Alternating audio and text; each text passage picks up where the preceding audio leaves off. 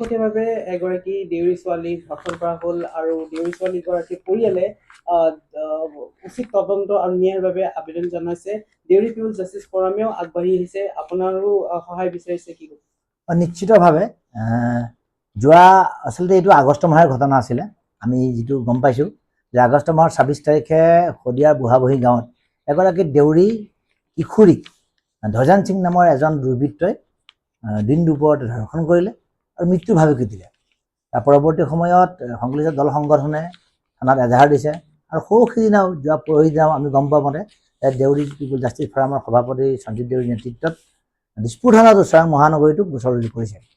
এতিয়া কথা হ'ল যে আৰক্ষী বিভাগে প্ৰশাসনে কঠোৰৰ পৰা কঠোৰ শাস্তি প্ৰদান কৰিব লাগে এনেধৰণৰ যিবোৰ দুৰ্বৃত্ত আছে, কাৰণ দিন দুপৰতে এগৰাকী জনগোষ্ঠীয় জনজাতীয় ছোৱালীক ধৰ্ষণ কৰিব আৰু প্ৰশাসন নীৰৱে থাকিব, এইটো হ'ব নোৱাৰে।